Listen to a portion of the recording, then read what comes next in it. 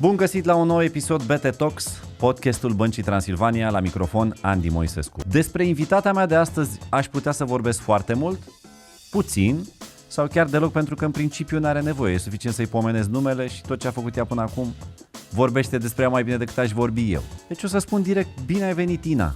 Bine te-am găsit! Și mă bucur foarte tare să ne întâlnim în această formulă. Cred că e pentru prima oară când suntem doar noi doi față în față. Da, mă bucur și eu. Dacă până acum înainte vorbeam aici, n-aveam nicio emoție, cum mi-ai făcut prezentarea, deja gata. Ce, s-a terminat? Da, Au început să apară emoțiile? Da, uite. Nu cred. Nu exagerez. Nu cred. În primul rând că n-ai voie să reacționezi așa, din simplu motiv că pe noi doi ne leagă și un loc foarte drag nouă, respectiv orașul în care am pornit în viață. Da. Citadela noastră de suflet, Mangalia. Mangalia. Da, avem acest punct comun. Noi ne-am născut mirosind marea, cu trăierând până nisip. Da. Ne-am bucurat. M-am bucurat chiar cu mai mulți ani înaintea ta. Da, am prins niște vremuri pe care, din păcate, tu nu le-ai mai prins în Mangalia, dar în continuare orașul e frumos, oamenii sunt minunați. Da. Bine, eu am văzut Mangalia puțin mai târziu. Mă rog, m-am născut la spital în Mangalia, da. Dar am văzut Mangalia puțin mai târziu, când am la liceu. Da. Sunt din Neptun, puțin mai... Scuze. Știu că voi vă considerați ușor superior. Nu neapărat, nu vorbesc de superioritate, vorbesc că am văzut puțin mai târziu orașul, chiar asta voiam să spun, am stat puțin mai la sat.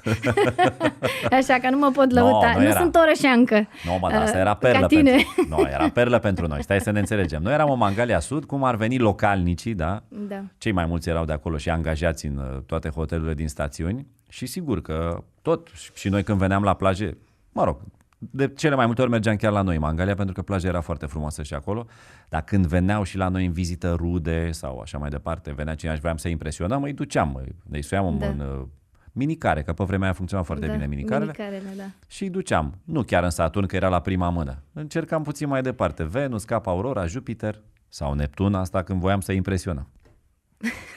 Da, de asta zic. Da. Din prima ți-ai propus să faci muzică așa de când ai apărut pe pământ? Totuși ai prins vremuri mai apropiate, să zicem. Ești născută un pic înainte de Revoluție, dar când ai început tu să miroși viața, să înțelegi despre ce e vorba, se cam deschisese lumea și la noi. Puteai să te mai gândești și la altceva, nu neapărat la o meserie de tipul inginer, doctor, avocat. În niciun caz. N-ai avut? Niciunul dintre cele menționate de tine, nu. M-am născut într-o familie în care muzica era un element foarte important. Am crescut la bunica vara, pe perioada verii, atunci când ai mei lucrau, și bunica și bunicul meu mergeau la biserică.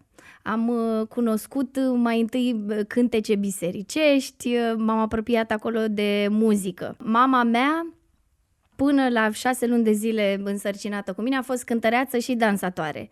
Așa că muzica tot timpul a făcut parte din viața mea. O șansă nu ți-au dat și ție în plus să faci altceva. Exact, nu mi-au dat nicio șansă. În contextul ăsta? Da, m-au ajutat, aș spune, că nu mi-a fost atât de dificil.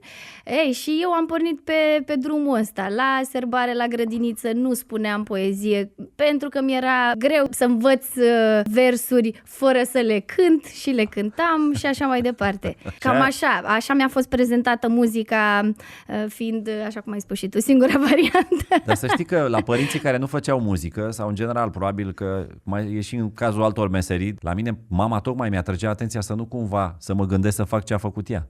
Am înțeles, nu, niciodată în muzică nu se întâmplă asta. Cred că se întâmplă, am mai auzit, dar... N-a fost cazul tău. N-a fost cazul meu, nu. A fost caz fericit. Bine, mama și tata au fost niște părinți extraordinari, în sensul că nu mi-au impus niciodată, nu m-au certat niciodată atunci când la matematică nu aveam cele mai bune note. L-ai mai prins pe Heni în liceu? Nu l-ai mai prins. Nu. Heni este un fost renumit profesor de matematică din Mangalia, foarte bun, nu bun, foarte bun, adică cine trecea pe mâna lui putea să intre liniștit la facultate. La facultatea de matematică.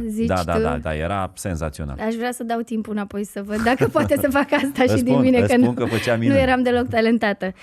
Mă rog, eram privilegiată pentru că profesoara de matematică mă aprecia, cântam la toate balurile, la toate serbările și zicea, nu știe matematică, dar uite, cântă frumos. Da, e frumos. E un... se creează o altfel de relație cu profesorii când ești bun la serbare. Da. Ai luat-o de la început din clasa 1 cu serbările, nu? Da, de la grădiniță. Grădiniță. Serbările erau momentele în care eu mă făceam remarcată. Cântai singură? Momentul meu. Da, cântam și în cor și singură. Aveam un... Ai prins și cor. Da, și cor. Ce frumos. Foarte frumos, da. Mi-aduc aminte cu plăcere cu cele mai frumoase flori, cu de toate, da. Cu de toate. Bă, asta mi-ar plăcea să văd, știi, într-un concert din ăsta al tău care este super 2020, totul numai bam, bam, bam, cu tare tehnologie, tehnică, lumini, tot ce vrei tu, scenotehnică și la un moment dat, cele mai frumoase flori. E o idee bună, să știi, cred că românii au apreciat foarte mult. Știi că retro is the new cool, deci dacă vii cu un disruption de ăsta... Da, e o idee bună. Deci ai luat-o cu serbările. Da. Te gândeai tu la vremea respectivă că o să ajungi un artist care va cutreiera lumea și încă... Nu, niciodată, nici măcar acum nu-mi vine să cred. Nici măcar acum nu-mi vine să cred că fac asta, mă rog, de un an de zile nu s-a mai întâmplat, sper să mai pot să fac asta și încă am impresia că trăiesc într-un vis, așa, serios, fără să exagerez cu absolut nimic, chiar am impresia că trăiesc într-un vis. Frumos! Din care, bineînțeles, nu vreau să mă trezesc. Bănuiesc că n-a fost ușor începutul ăsta, știi că toată lumea se gândește, hai mă, că a avut noroc, mă. A scos un cântec, a lovit cu cântecul ăla și de acolo a avut noroc. Da. Până la cântecul ăla mă gândesc că a fost puțin... Da, ei au foarte mare dreptate. E nevoie și de noroc. Și da, niciodată nu am spus că nu sunt o persoană cu noroc sau o persoană specială. Dar e foarte mult de muncă și așa cum am vorbit și mai înainte, înaintea piesei Hat, care a devenit... mai mare, pe o suprafață mai mare. Da, care a depășit, a globului. A depășit exact. Granițele. A fost un album care nu a avut succes. Am participat cu câteva din piese, erau în limba engleză, chiar și la Eurovision. După piesa Hat, îți dai seama, atunci când ai o piesă care se face remarcată, e cu atât mai greu să scoți a doua piesă și a treia piesă. Și asta a fost cel mai mare challenge pe care l-am avut în perioada aia. Surpriza a fost să mă întâlnesc cu o piesă chiar mai bună decât prima mea piesă, a patra piesă lansată, cred, al doilea album. Și asta mi-a dat și mai mult curaj. Dar este foarte mult de muncă, este nevoie de noroc, este nevoie de o echipă, de foarte multă muncă și, în primul rând, să-ți dai seama că pasiunea și meseria pe care ți-ai ales-o, ai putea să o faci chiar și fără să fii plătit. Cam de acolo începe tot. Simți piesele dinainte că vor avea succes? Eu nu simt niciodată nicio piesă, tocmai de asta am nevoie de o echipă și am o echipă extraordinară, am cel mai tare manager, pe Lucian, care ascultă piesele extraordinar. Este foarte talentat. Are o ureche. Da, are o ureche. Aparte. Eu n-aș putea să spun. E chiar o glumă pe care o fac colegii mei producători, chiar și Lucian, că piesa trebuie să nu-mi placă mie ca să devină hit. Într-un album de 15 piese, piesele care îmi plac mie sunt cele mai... ele sunt speciale, dar sunt cel mai puțin plăcute de publicul larg. Am înțeles. Da, cele mai puțin radiofonice, așa, sunt mai necomerciale. Așa că dacă nu-mi place, e deja o facem pe asta single. Câți ani aveai când ai cântat prima oară dincolo de granițele României? Îți mai amintești? Da, aveam 23 de ani. Da. Erai destul de stăpână pe tine, ca să zic așa. Am început cu Rusia, cred, Turcia, Bulgaria, Ucraina. Am sărit imediat în Franța și am avut un succes imens cu primul meu album, cu Hat, primele mele piese și așa mai departe. Și imediat din Franța în Mexic. Ăla a fost și momentul în care eu am avut senzația că te-am pierdut. Noi, că pe la noi nu mai ajungeai. Adică erai la un moment dat doar pe afară, te uitai dintr-o țară. Am avut 3 ani de zile în care nu am avut absolut niciun concert în România, nu pentru că românii nu m-ar mai fi vrut, dar pentru că programul meu era încărcat cu un an de zile înainte. Ți-a fost greu să te adaptezi la viața asta nouă în care nu mai ai casă, practic? A fost puțin mai greu la început, pentru că mi-era foarte dor de mama și de tata și de bunica. Eu am stat tot timpul foarte aproape de ei. Da. Mi-aduc aminte că a trebuit să locuim 3 luni de zile în Franța și eu am spus, da, eu nu vreau să stau în Paris, eu vreau să fiu cu mama. Și Lucia îmi spunea, da, Alexandra, așa nu poți să faci performanță, nu putem să avem concerte, nu putem să facem TV shows, nu putem să facem nimic, practic. Nu putem să zburăm în fiecare zi de la Neptun, de la București, că stăteam în Neptun, în Costinești, trebuia să luăm mașina, să călătorim. Era foarte complicat. Și a zis, știu că ți-e dor, dar am adus-o pe mama în Paris, bineînțeles. A locuit și ea cu noi în Paris. Mi-a fost foarte greu la început. Acum, uitându-mă înapoi, m-am obișnuit și îmi este foarte greu că nu mai pot să călătoresc, că nu mai pot să am concerte, că nu mai pot să văd lumea, diferite culturi și fani, scene. E foarte greu să stau atât de mult nemișcată. Tu ai avut șansa asta că te-ai intersectat cu foarte multe culturi diferite. Da. Te-au îmbogățit. Aș putea spune că m-au îmbogățit, da, deși la început refuzam. De exemplu, dacă mergeam într-o țară, refuzam să mănânc mâncarea, refuzam să merg la muzeu, refuzam să ies pe stradă, tocmai pentru că în capul meu nu era bine. Era bine aici, la mine în țară, lângă mama. Aia era frumos. În rest, nu găseam nicio plăcere în a mânca ceva diferit sau în a vedea ceva diferit sau a socializa cu o altă persoană care nu vorbește limba mea. Îmi era foarte complicat să vorbesc în limba engleză pentru că succesul m-a luat pe neașteptate. N-am studiat niciodată la școală și mi-era foarte, foarte complicat. Acum s-a schimbat. S-a dat totul peste cap, da. Acum îți lipsesc toate lucrurile alea. Îmi lipsesc toate lucrurile astea, da. Ai reușit tot timpul să te adaptezi ușor de la o cultură la alta? Pentru că fiecare popor are specificul lui, felul lui de a reacționa. Sunt sigur că niște piese au succes într-o țară, alte piese au succes în altă țară. Da. Știi, tu ești aceeași, dar practic trebuie să fii puțin diferită de la scenă la scenă. Da. Chiar și playlistul de la o țară la alta trebuie să se schimbe. Unele piese au fost locul întâi acolo, alte piese nici măcar n-au fost promovate și atunci nu pot să merg. Da, e foarte complicat din punctul ăsta de vedere. Dar personal mi-e ușor să mă adaptez acum. E o plăcere să merg. Țin minte că am călătorit la un moment dat din ce țară? De la cald la frig. Nu mai mi-aduc aminte. Și era o plăcere, abia așteptam și vorbeam cu colegii. Băi, vă dați seama că acum sunt 40 de grade și noi mergem la minus 30 de grade. Nu știu, cred că eram Dubai și am plecat pe undeva prin Vladivostok. Adică o schimbare din asta. Da, e frumos, acum e frumos. Văd lucrurile, sunt mult mai relaxată și văd lucrurile mult mai diferit față dinainte. M-am mai maturizat, ai căpătat experiență. Da, exact. Și cred că te-a ajutat de fiecare dată faptul că tu n-ai fost singură în toată povestea asta. Da, n-am fost niciodată singură. Mi-am avut alături pe toți colegii mei. Cât de mare e echipa ta? Cam ce înseamnă așa, ca să-mi dau seama o dimensiune? Câți oameni sunt cu tine când pleci? De la 8 persoane, 12 persoane sau 16 persoane în funcție de bugetul evenimentului și în funcție de posibilități. Care asta înseamnă cu instrumentiști, cu toată bandul, cu toată povestea. Band, instrumentiști, unde e nevoie dansatori, un tour manager, Lucian, managerul meu, nu mai călătorește cu mine de foarte mult timp, el obișnuia să vină cu mine.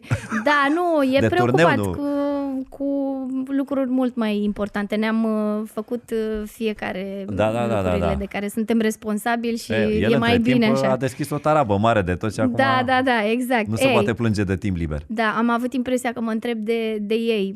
Echipa de la Global e foarte mare, nici măcar nu știu câți colegi am acolo, dar cei cu care călătoresc pot fi 16, maxim. Practic voi sunteți cum erau trupele pe vremuri în turnee, nu? Da, cam așa, doar că călătorim cu zboruri comerciale, nu avem private jets și nici măcar private buses, sau știi cum erau... Nu, noi visăm la asta, dar mai trebuie să lucrăm până să muncim.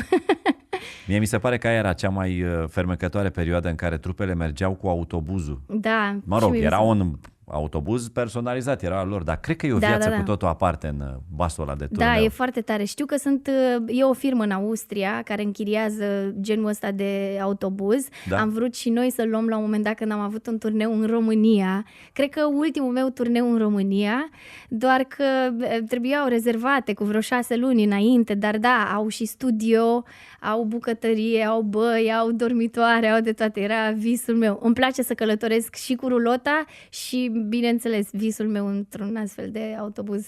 Dar n-am putut să facem, sper că pe viitor.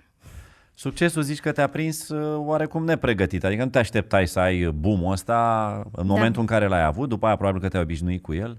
Da. Acum tot pe nepregătite ne-a prins și povestea asta, 2020 ăsta care ne-a zăpăcit pur și simplu, ne-a dat peste cap. Am avut ultimul concert la Chișinău, cred că undeva în luna martie. Da, nu, pe 9 martie, cred că am avut ultimul concert la Chișinău cu 15.000 de oameni, după care nu am mai avut niciun concert cu oameni. Am mai avut un drive-in, am mai cântat la evenimente fără oameni, dar cu adevărat pe mine mă împlinește atunci când îl văd pe omul din fața scenei fericit, atunci îmi dă energie. Este foarte important ca oamenii de acasă să vadă un show frumos și o energie extraordinară, dar mai mult îmi iau energia din, nu știu, 10, 20, 50 de oameni din față. E foarte important. Și n-am mai avut de atunci, de la Chișinău. Deci... Vezi oamenii de pe scenă? Da, îmi place să văd oamenii de pe scenă. Dacă nu-i văd, cer puțin mai multă lumină. Stabilești contact cu ei. Da, e foarte important. Altfel nu pot să-mi iau energie și nu știu. Și e foarte important ca oamenilor să le placă, pentru că dacă îi văd că nu le place, atunci nu s-a întâmplat de multe ori, acum mă laud, ce să zic, să nu le placă. Dar da, îmi place foarte mult să-i văd, să-i simt și să știu motivul pentru care sunt acolo. E o traumă emoțională 2020 ăsta cu toată pandemia asta a lui pentru artiști? Întotdeauna m-am întrebat că ei ies dintr-un ritm al lor, inclusiv dintr-un ritm creativ al lor. Da. Din ritmul creativ nu am ieșit, pentru că am făcut și mai multă muzică, am avut timp să stau mai mult în studio. Ceea ce n-aveai când concertele erau Ceea ce nu prea aveam, sau luam studioul cu mine, era mai complicat. Reușeam să înregistrez o piesă sau să compun o piesă mult mai rar. Acum asta am făcut. Este foarte important ca ceea ce facem, ce compunem, ce scriem și ce filmăm să fie văzut de oameni și la fel, să luăm contactul cu oameni. Adică se lansează pe YouTube, e ok. Eu citesc comentariile, dar îmi place să văd reacție, după cum ți-am spus. Și faza asta cu concertele... Am înțeles că la un moment dat prin UK s-au făcut niște advertising panels și spuneau că balerinele, nu știu, cântăreții, violoniștii ar trebui să-și găsească o altă meserie de acum. Doamne, sunt absolut de acord cu asta, adică e groaznic. Dacă pot, dar dacă m-ai întrebat ce aș mai face altceva, nici nu știu să-ți răspund, nici nu vreau să mă gândesc la așa ceva. Dar nu vreau să mă gândesc la așa ceva. Sigur, dar eu cred că tu ai putea să adaugi, sigur, în limita stocului disponibil, adică doar dacă ai avea timp, tu ai putea să faci ceva de care lumea s-ar bucura cu siguranță. Voci pentru desene animate. Da, voci pentru desene animate. N-am reușit să fac nici măcar acum. A fost la un moment dat anul trecut o propunere de la Cartoon Network să fiu vocea și n-am avut timp. Eram în turneu în Mexic și trebuia ceva lansat... care te încarcă atât de des, da, nici eu nu cred că se poate, dar voce pentru un film de lung metraj, de exemplu, pentru un film de ăsta, cartoon. Ar fi foarte tare, pentru extraordinar. Dublaje, pentru că trebuie să îți spun ceva cu mâna pe inimă. Eu am văzut foarte multe filme de astea de desen animat în ultimii ani, mai puțin, să zic, când erau copiii mei mai mici, și am descoperit că dublajele în limba română de multe ori sunau mai bine decât vocile originale în limba engleză. Da. Actorii români au un talent cu totul aparte la a dubla personaje, pentru că ei le caută, știi, se duc dincolo de script, la un alt nivel. Fac, de exemplu, un motan, îl fac moldovean. Asta nu e parte din script, știi? Dau o personalitate în plus. Da. Totul se schimbă toată povestea asta. Mi-aduc aminte la Minioni, de exemplu, Gru în limba română, el e dinspre Chișinău, de acolo, din Republică, Am pare înțeles. că. E un spectacol unde eu cred că tu ai putea să faci, Aș că vrea. vocea te ajută și știu Mi-aș că îți dori. place chestia asta. Mi-aduc Da, aminte îmi că am place vorbit noi foarte acum mult. niște mulți ani despre subiectul ăsta. Da. Și uite că n-am reușit nici măcar acum.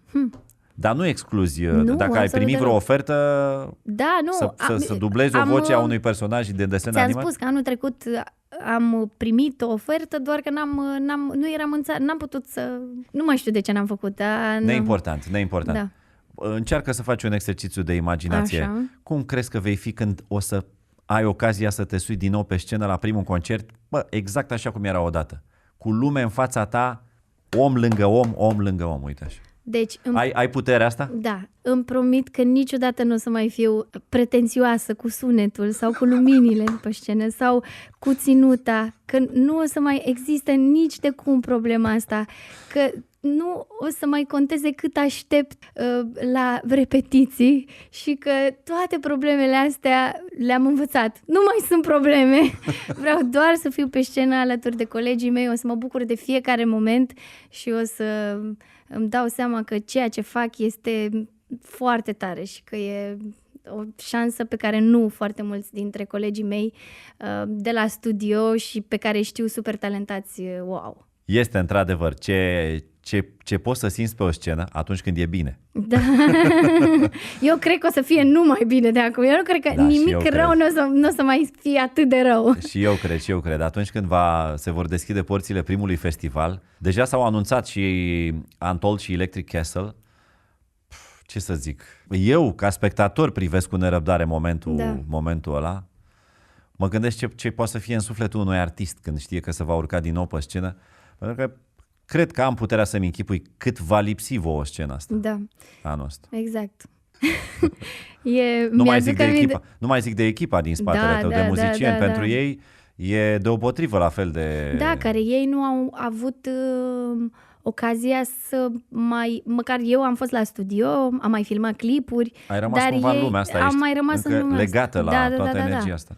Dar ei n-au mai avut ocazia asta de bani să supraviețuiască, nici nu vreau să mă gândesc. Mă rog, noi am încercat să-i mai ajutăm și să facem să fie bine. Țineți legătura în continuare cu ei, ținem. Nu mi-ar plăcea să renunțe la meseria lor, să se apuce de alte joburi, că practic asta te împinge virusul ăsta și eu să trebuiască să învăț din nou o oră jumătate de show alți instrumentiști și să mă acomodez cu alți oameni. Mie nu-mi place asta. Lucrez cam cu aceiași oameni de la începutul carierei și nu prea îmi place să schimb. Ei au devenit prietenii mei și mi-e foarte greu atunci când cineva renunță sau când trebuie să facă din alte motive altceva.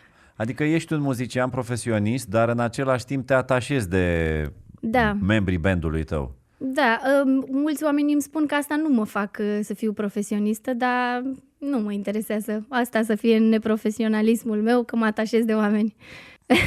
Așa gândesc oamenii, știi, ca la un fotbalist profesionist care zice, domne, nu te atașezi de club, tu azi jos la un club, mâine la un alt club. Da. Probabil că așa se gândește și în ceea ce privește un cântăresc, da? Domne, azi cânti cu un band, mâine dacă nu mai e nevoie sau dacă e nevoie de altceva, cânti cu alt band, asta e. Eu așa teorie cunosc, doar că practica zice că sufletul tău e atașat de echipa ta. Da.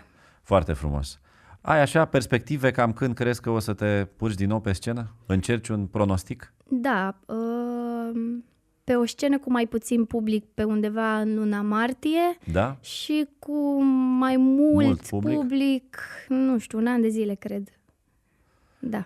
Cântai de regulă de sărbători, de Revelion? Da, cântam. Anul trecut am cântat în Rusia. A fost vreun an în care n-ai cântat din momentul în care ai început să ai succes? Da, a fost un an... Unul singur? Un singur an, da. Ok, deci știi cum e, extremele sunt ca la notele, la patinaj artistic, le dăm deoparte. A fost un singur an? A fost un singur an, care? În care nu s-a mai ținut evenimentul pe care îl bucuisem cu vreo 6 luni de zile înainte. Asta că nu s-a mai ținut evenimentul, dar nu că ai vrut, că tu ai zis tu nu o să cânti. Nu. Deci anul ăsta este pentru prima oară când tu nu cânti de Revelion. Da. Deși ai fi făcut-o. Deși aș fi făcut-o și deși în urmă cu 2 luni de zile am sperat că aveam un eveniment undeva în Maldive pentru un public mai restrâns cu adevărat, dar s-a anulat și ăla. S-a anulat și ăla, da. Greu? Foarte greu. Mai ales că am făcusem planuși de vacanță. Și acum ce o să faci de sărbători? Păi o să stau alături de familia mea, Tot e cu ceva bun. iubitul meu și, nu știu, sper să putem să plecăm undeva în ianuarie. Sper. În vacanță. Crezi că atunci când își va reveni industria muzicală, o să-și revină de unde a rămas? În ceea ce privește concertele, nu de unde a rămas, cu mult mai puțin, dar nu știu dacă, nu-mi dau seama, tu crezi că industria muzicală a avut de suferit în ceea ce privește producția de muzică și lansări și așa mai departe? Mie nu mi se pare. Adică mie mi se pare că artiștii au scos și mai multă muzică, au fost și mai mulți concentrați, adică Spotify, Apple au fost tot timpul în foc în perioada asta. Sigur, așa este.